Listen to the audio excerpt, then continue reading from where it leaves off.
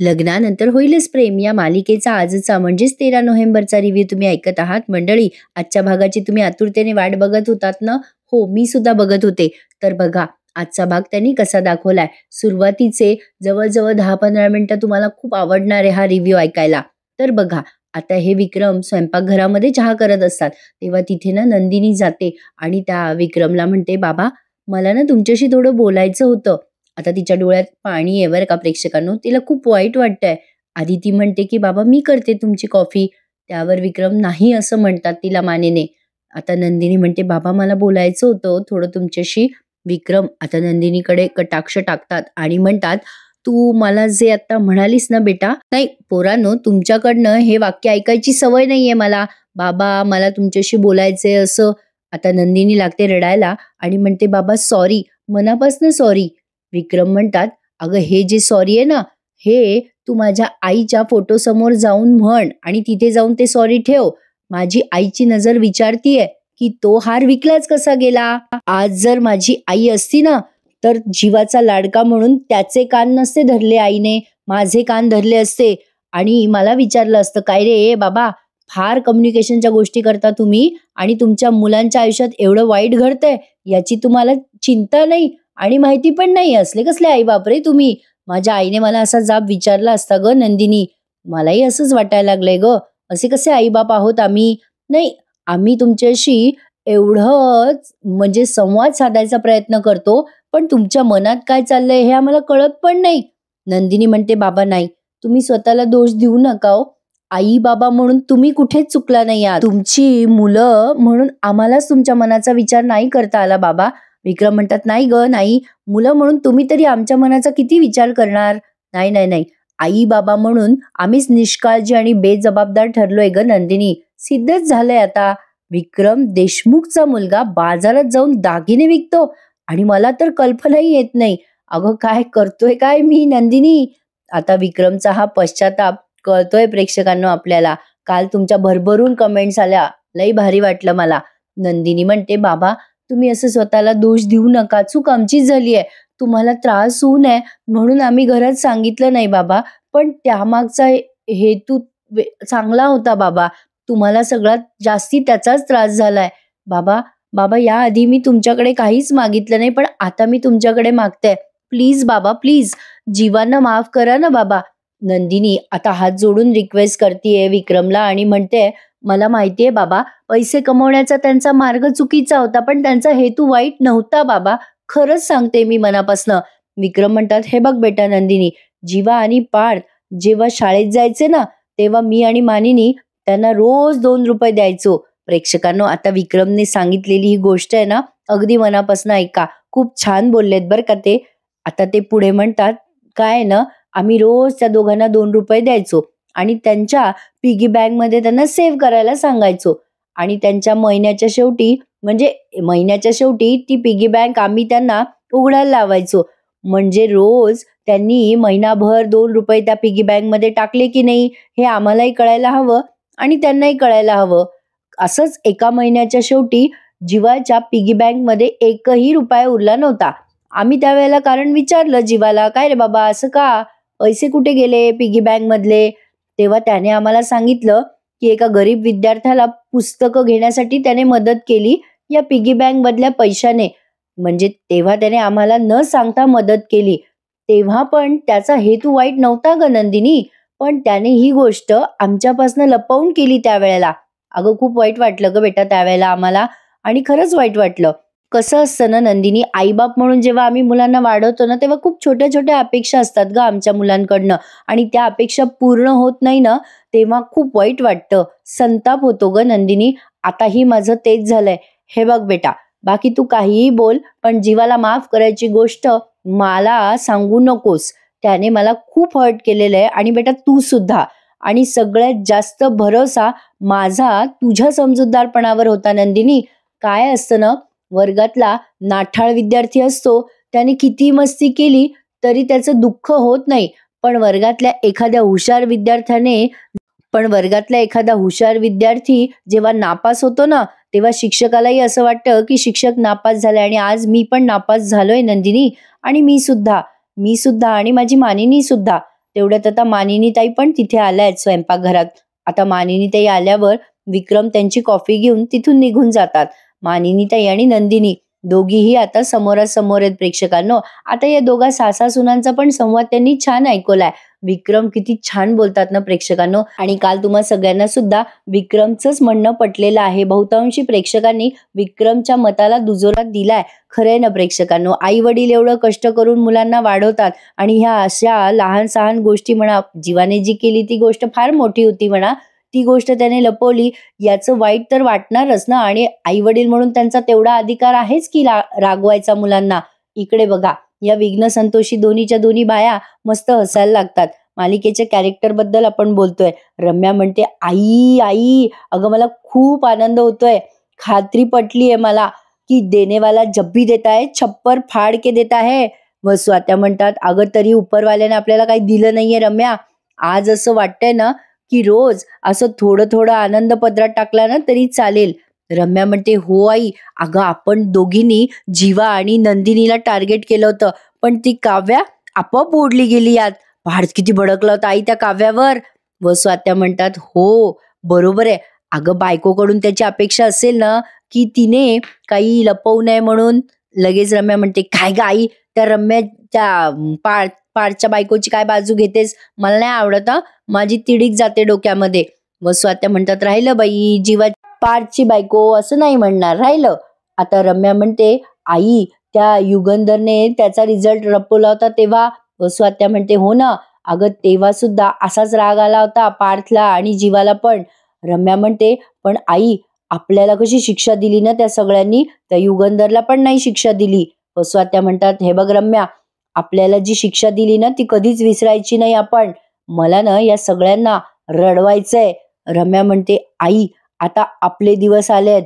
वसुंधरा म्हणते, आता दिवाळीत भलते नाचले होते ना हे सगळे तुरु तुरु, आता आपले दिवस आहेत रम्या. आता हा जीवा बघ रोज कामाला जाईल आणि ही नंदिनी त्या जीवाला रोज कामावर जाताना पाहून तीळ तीळ तुटेल. मग रम्या म्हणते, आणि इकडे काव्या त्या पार्थला मनवण्यासाठी रोज त्याच्या मागे मागे जाईल. काही झालं तरी या दोघींना फक्त घर असं असंतुष्ट राहिलं की मजा येते. काय मेंटॅलिटी असते ना प्रेक्षकांनो काही काही लोकांची. असो, आता रम्या म्हणते की मला असं वाटते आई की पार्थ तिला यावेळेला भीक घालणारच नाही, म्हणजे काव्याला. व स्वात्या म्हणतात, हो बरोबर आहे तुझं रम्या, या काव्याचा आणि नंदिनीचा कायम या घरात अपमान झाला पाहिजे. आता ही नंदिनी मानिनीच्या नजरेतून उतरेल आणि विक्रमचा सुद्धा. इकडे मानिनी आणि नंदिनीचा सीन त्यांनी दाखवलाय. मानिनीताई पण खूप हर्ट झाल्यात. आता ही पटकन नंदिनी त्यांना बिलगते आणि रडायला लागते. आता मानिनीताई पण रडतात बरं का. नंदिनी म्हणते, आई माझं चुकलं. आता ह्या मानिनीताई म्हणतात, नाही रे बेटा तुझं नाही चुकलं. विक्रम म्हणतात, ते बरोबर आहे, आमचंच कुठेतरी चुकलं असणार आहे. सासू म्हणून मीही कुठेतरी चुकलीच आहे. म्हणजे माझ्या सुनांना माझ्याशी काही बोलावंसं पण वाटलं नाही. नंदिनी म्हणते, नाही ना आई, असं नका ना बोलू, तुम्ही समजताय तसं नाहीये. मी खरंच सांगतेय, असा विषय जर मी घरात काढला असता तर जीवाला किती मनस्ताप झाला असता आणि तुम्हा सगळ्यांना पण. मानिनी म्हणते, बेटा पण जे व्हायचं नव्हतं ते झालंच ना, आणि बघ तू किती मोठा भडका उडालाय या सगळ्याचा. नंदिनी रडून म्हणते, आई मी चुकले, मी खरंच चुकले, पण या सगळ्याची शिक्षा विनाकारण जीवाला मिळाली आहे. नंदिनी आता तिचे डोळे पुसत म्हणते, आई तुम्ही बाबांना बोला ना, प्लीज बोला ना, जीवाला मी असं नाही बघू शकत आहे हो. मानिनी रडते आणि म्हणते, हो रे बेटा मी पण नाही बघू शकत आहे, मी खूप प्रयत्न केला ह्यांच्याशी बोलायचा पण ते ऐकत नाहीयेत. नंदिनी आता खूप रडते आणि म्हणते, हे काय होऊन बसलं ना सगळं आई. मानिनी आता तिच्या डोक्यावरून हात फिरून म्हणते, बेटा सांभाळ हं स्वतःला, सांभाळ. आता आपल्याकडे दुसरा कुठलाच पर्याय नाहीये नंदिनी. आता असं म्हणूयात की लवकरात लवकर सगळं ठीक होऊ देत, आधीसारखं सगळं होऊ देत. बस आता रडू नको बरं, जीवाला बोलव, आपण सगळे एकत्र जेवायला बसूयात. आता नंदिनी म्हणते, आई ते झोपलेत. मानिनी म्हणते, काय एवढ्या लवकर? नंदिनी रडूनच सांगते, आई जीवा म्हणत होते की उद्या माझा नोकरीचा पहिला दिवस आहे, मला लवकर उठावं लागेल. मानिनीच्या डोळ्यात टचकन पाणी आलं. मानिनी म्हणते, अगं बाई उपाशी झोपलं लेकरू, जे झालंय ते फार वाईट झालंय ग नंदिनी, पण आता जे घडणार आहे ना ते भयंकर आहे बाई. कायच होणार आहे, कायच नाही, देवच जाणे बाई. आता असं बोलतात आणि त्या नंदिनीच्या पाठीवर हात ठेवून निघून जातात. पण नंदिनी मात्र आता ठामपणे ठरवणारे प्रेक्षकांनो, काही झालं तरी जीवाच्या बाबतीत वाईट होऊ द्यायचं नाही. मानिनी गेल्यावर नंदिनी आता स्वतःच्या मनाशीच बोलते, हे आई काही झालं तरी मी जीवाच्या बाबतीत काहीही वाईट होऊ देणार नाही आणि जीवांना आता मी खचूही देणार नाहीये. आता पुढचा प्रोमो त्यांनी मस्त दाखवलाय बरं का प्रेक्षकांनो. नंदिनी आता ठरवते की त्या दागिन्याचा ठाव ठिकाणा काढायचा आणि जो कोणी तो NRI होता ना त्याच्याकडनं तो दागिना परत घ्यायचा. पण आता यासाठी नंदिनी पैसे वगैरे कुठून आणेल हे एक मोठं गौडबंगालच आहे. पण असो, आता इथून पुढे बघा जरा बालिशपणा दाखवलाय पार्थ आणि काव्याचा. पार्थ काही काव्याशी बोलत नाहीये. काव्या आता पार्थकडे कागदाचे बोळे फेकत असते काहीतरी त्याच्यावर लिहून.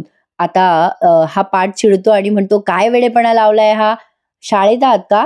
आता काव्या विचार करते, अरे काय हे, माझ्याकडे बघत पण नाहीये मी एवढी कागदाचे बोळे टाकते तरी. आता पार्थ म्हणतो, काय चाललंय, कळत नाही का तुम्हाला, शाळेत आहात का? काव्या म्हणते, देशमुख मी शाळेत नाहीये, पण माझी मैत्रीण होती ना शाळेत, तर तिच्याकडे मी अशीच कागदाची बोळे टाकायची. आता पार्थ म्हणतो, मी काय मैत्रीण वाटलो काय तुमची? आता काव्या म्हणते, मैत्रीण नाही आहात पण माझ्या मित्र आहात ना तुम्ही. पार्थ आता चिडतो बरं का. आता पार्थ थोडासा मॅच्युअर्ड आहे आपल्याला माहितीच आहे. पार्थ आता काहीच बोलत नाही आणि झोपून जातो ते लॅपटॉप बंद करून. काव्या विचार करते, अरे यार मला भाव पण नाही देते. आणि आता पुन्हा त्याच्या जवळ जाते आणि म्हणते, आहात ना माझे मित्र तुम्ही देशमुख. आता पार्थ काहीच बोलत नाही आणि पुन्हा झोपायचं नाटक करतो. काव्या आता त्याच्या पायाजवळ जाते आणि म्हणते, असं काय करतात देशमुख, माझ्याशी बोलत पण नाही आहात तुम्ही, मी किती बोलते तुमच्याशी, जा बाबा आता मी नाही बोलत. तुम्ही माझ्याशी बोलणार नाही का, मग मी पण आता रात्रभर तुमच्यावर बोळे फेकणार आहे कागदाचे, मग मला काही सांगू नका तुम्ही हा. आता काव्याने ते खाली पडलेले कागदाचे बोळे उचललेत आणि पुन्हा पार्थ जवळ येते आणि म्हणते, असं काय करतात देशमुख, या चिठ्ठीत काय लिहिलंय वाचा तरी. आता तरी पण पार्थ तिला काही भाव देईना. काव्या म्हणते, हा ठीक आहे, आता नाही ऐकायचंय का तुम्हाला माझं, ठीक आहे देशमुख, आता तर हमला करावाच लागेल. असं म्हणून आता तो कागद काव्या या पार्थच्या अंगावर फेकणार असते. पार्थ चिडून म्हणतो, काय चाललंय इथे, कागदाचे बोळे फेकणार असते ना त्या पार्थच्या अंगावर, त्यामुळे तो चिडतो आणि म्हणतो, काय चाललंय काव्या, काय नाटकं करताय तुम्ही हे. काव्या म्हणते, असं काय करता देशमुख, वाचा नाही चिठ्ठी, बघा बघा मी दाखवते तुम्हाला. असं म्हणून काव्याने ती चिठ्ठी पार्थच्या समोर केली आहे. आता ती चिठ्ठी तो वाचतो. त्यावर लिहिलेलं असतं की तुमच्या नाकावरचा राग जाईपर्यंत माझ्या पोटातही अन्नाचा कण जाणार नाही. आता लगेच पार्थ म्हणतो, काय हट्टीपणा आहे हा. काव्या म्हणते, तुम्ही हट्टीपणा केला तर चालतो आणि मी हट्टीपणा केला तर चालणार नाही का. पार्थ ती चिठ्ठी वाचतो आणि म्हणतो, खरंच तुम्ही जेवला नाहीत का. काव्या म्हणते, हो देशमुख, कसं खोटं बोलेल मी जेवायच्या बाबतीत, अहो मी खरंच नाही जेवले हो. अहो माझ्या पोटातले कावळे पण चिडलेत माझ्यावर, जोर जोरात ओरडतायत ते, मला भूक लागलीये देशमुख, पण काय करणार, तुम्हाला जेवायचं नाहीये ना. ओ देशमुख असं काय करताय, एकदा शेवटचं मी सॉरी म्हणते ना, प्लीज प्लीज सॉरी. आता पार्थ तिच्याकडे केविलवाणा पाहायला लागतो आणि म्हणतो, एक काम करा काव्या, वाटेल ते करा पण माझ्या माग करू नका. पार्थने पुन्हा एकदा बाव खाल्लाच आणि आता तो पुन्हा झोपून जातो अंगावर चादर घेऊन. आता काव्या त्याच्याकडे बघते आणि तिला आता रागच येतो, काय बाई एवढं मागे मागे करते मी या माणसाच्या, पण याला काही कदरच नाहीये. काव्या आता पुन्हा तो जिकडे तोंड करतो तिकडे जाते आणि दिवाणवर बसून त्याला अशी बघायला लागते आणि पुन्हा कान धरते त्याच्याकडे बघून. पार्थ आता पुन्हा त्याची कूस बदलत असतो, म्हणजे काव्या त्याच्याकडे बघते म्हणून आता तो तिकडे तोंड करणार असतो, पण काव्या आता त्याचा हात घट्ट धरून ठेवते आणि म्हणते, असं काय करता देशमुख, बोला ना माझ्याशी, किती राग येतोय तुम्हाला माझा, मी जेवले नाही जेवले तरी तुम्हाला फरक पडत नाहीये, मला कळतंय तुम्हाला राग येतोय, पण व्यक्त करा तो राग, चिडा, बडबड करा. तुम्ही असं अन्नावर राग काढू नका ना, असं आपण अबोला ठेवलं तर काय होणार आहे देशमुख, असं नका न करू, बोला ना, असं आतमध्ये साठवून नका ठेवू, स्वतःला नका त्रास करून घेऊ. ओ देशमुख मी परत एकदा सांगते, मला नव्हतं लपवायचं तुमच्यापासून काही, खरं खरं सांगते मी, तुम्हीच विचार करा, काही दिवसापूर्वी माझ्या पास बद्दल मी तुम्हाला बोलायला आले होते की नाही, तेव्हा सुद्धा खरंच मी मनापासूनच बोलायला आले होते, तुम्हीच मला नाही म्हणालात. म्हणजे मला मान्य आहे की ही गोष्ट तुम्हाला कळणं गरजेचं आहे, मी प्रयत्न करत होते ना, पण मला तुमच्याशी बोलायची संधी पण मिळाली नाही, देशमुख मी खरं खरं सांगते ना, सॉरी ना देशमुख, प्लीज सॉरी. पुन्हा ती कान धरते आणि म्हणते सॉरी. आता पार्थ काव्याकडे बघायला लागतो आणि पुन्हा त्याची कूस बदलतो. म्हणजे ती एवढं सॉरी म्हणते तरी पण पार्थ मात्र त्याच्या रागावर कायम आहे. त्याला काव्याशी बोलायचंच नाहीये. आता काव्या पुन्हा उठते, तुरु तुरु तुरु तुरु इकडे येते जिकडून त्याने कूस बदलली आहे आणि त्याला म्हणते, ओ देशमुख, ओ देशमुख, बोला ना माझ्याशी, बोला ना प्लीज. पण तरी सुद्धा आता पार्थ तोंडावर चादर घेतो. शेवटी ही ऐकत नाहीये म्हणून. आता शेवटी काव्या खूप चिडते आणि म्हणते, नाही बोलायचं का तुम्हाला माझ्याशी, नाही बोलायचं? मग आता एक काम करते, मानिनी काकूंकडे जाते आणि त्यांना सांगते की मला गेस्ट रूम मध्ये शिफ्ट करा. जाऊ का पार्थ, सांगू का मानिनी काकूंना? आता जातेच मी. आता ही जायला लागते तेव्हा ही पार्थ त्याच्या तोंडावरची चादर काही काढत नाही. काव्याला कळतंय आपला प्लॅन काही वर्क होणार नाहीये. मग ती जरा गंमत करून म्हणते, ठीक आहे देशमुख, ठीक आहे. आता तुमचा राग पळवून घालवायची एक संधी आहे माझ्याकडे, शेवटची. आता काय करते मी, 1 2 साडेमाडे 3 असं म्हणते आणि त्याची चादर काढते डोक्यावरची. आता चिडून उठून उभा राहतो हा पार्थ आणि म्हणतो, काय चाललंय, इनफ इज इनफ, काय नाटकं करताय, बळजबरी तुम्ही असं मन नाही जिंकू शकत माझं. काव्या मी रागवलं नाहीये, मी हर्ट झालोय, तुम्ही मला हर्ट केलंय आणि असं मी तुम्हाला माफी नाही देऊ शकत. आता तुम्ही मला सांगा की तुम्ही अशा वागल्या असता आणि मी तुम्हाला माफी मागितली असती तर तुम्ही मला माफ केलं असतं का? नाही.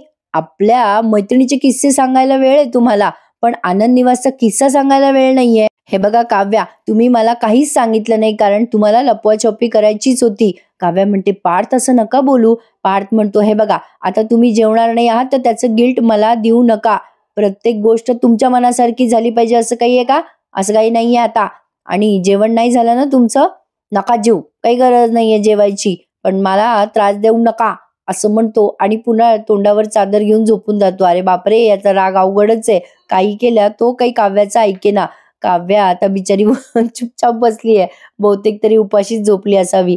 प्रेक्षकांनो, आता या मालिकेचा नवीन प्रोमो आउट झालाय बरं का. त्यामध्ये आता काव्याला मनवण्यासाठी हा पार्थ कुठले तरी आयडियाज असे वापरणारे, तिच्यासाठी नवीन मंगळसूत्र करणारे, प्रेमाचे 7 रंग ते आपल्याला दाखवणारे. त्यातला पहिला रंग आणि पहिलं गुण त्यांनी एक्सपोज केलाय तो म्हणजे आकर्षण. आता त्या आकर्षणामध्ये पार्थ काव्यासाठी मंगळसूत्र करणारे आणि काव्यार्थ असं नाव त्या मंगळसूत्रावर असणारे. असो, आता पहाट झालीये, जीवासाहेब आपले उठलेत मनाविरुद्ध ऑफिसला जायला आणि त्याला त्याचं बाबांचे वाक्य आठवत आहे तयार होताना. माझे बाबा म्हणतील तसं आता मला वागावं लागणार आहे हे त्याला आता लक्षात येतंय. नंदिनी येते त्याच्याजवळ हळूच आणि त्याला बघते, त्याची बॅग वगैरे देते. आता जीवा म्हणतो, अगं नंदिनी, उशीर होईल मला, चल मी निघतो. नंदिनी लागते रडायला आता त्याला बघून आणि त्याला टिफिनची बॅगही देते आणि सॉरी लिहिलेलं असतं त्या बॅगवर. जीवा ते वाचतो आणि म्हणतो, असं काय करतेस नंदिनी, अगं तुझी चूक नाहीये, तू सॉरी म्हणू नकोस. नंदिनी म्हणते, असं काय करता जीवा, माझी चूक आहे.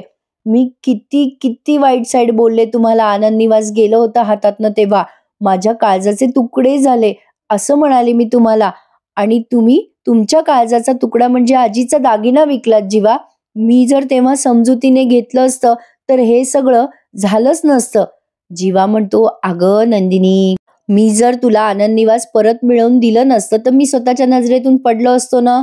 नंदिनी म्हणते, पण जीवा, आता तुम्ही आई बाबांच्या नजरेतून पडलात, आता याचं गिल्ट किती त्रास देते मला, तुम्हाला कसं सांगू मी. अहो, आनंद निवासला जेव्हा आपल्याला मुदत मिळाली होती तेव्हा जितका त्रास झाला होता त्यापेक्षाही जास्ती त्रास होतोय.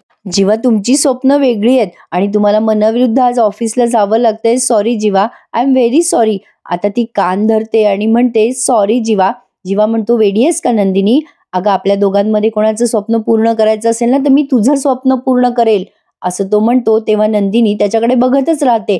म्हणजे यांना एकमेकांबद्दल किती प्रेम आहे, आकर्षण आहे, हे सगळं ते आपल्याला आता दाखवणार आहेत प्रेक्षकांनो. म्हणजे मालिकेच्या टायटल प्रमाणे मालिका आता चालणार आहे अशी आपण अपेक्षा करूयात. एपिसोड इथे संपलाय आज आणि पुढच्या प्रोमोत आपल्याला दिसतंय जीवा आता पार्थचा निरोप घेतो ऑफिसला. जीवा पार्थला म्हणत असतो, दादा एकदा तरी आजच्या दिवशी राग सोडून मला जवळ घे ना. पण तेवढ्या पार्थला फोन येतो आणि तो जीवाला जवळ घेत नाही. जीवा नाराज होऊन निघून जातो. आता इकडे ही रम्या कशी काय ऑफिसला चालली ते तिचं तिलाच माहिती. बरं आता रम्या ठरवते की जीवाला बोलण्यातून खूप चिमटे देणार मी, त्याला दुखेल असं करणार. नंदिनी ठरवते की जीवावरचा एकतरी आळ मिटवायचा आणि तो हार परत मिळवायचा. नंदिनी आता काव्याला सांगते की काव्या, जीवाला या सगळ्यातून बाहेर काढायला आता त्यांची बायको खमकी आहे. प्रेक्षकांनो, येणारे भाग इंटरेस्टिंग असतील यात शंका नाहीये. आजचा एपिसोड तुम्हाला कसा वाटला मला नक्की कळवा. खूप मोठे डायलॉग होते आज एपिसोडमध्ये. आजच्या एपिसोडला लाईक करायला विसरू नका हं मंडळी. उद्या भेटूयात पुन्हा एकदा नवीन एपिसोड रिव्ह्यू सहित. तोपर्यंत टेक केअर आणि चॅनलला सबस्क्राईब करत आहात ना. धन्यवाद.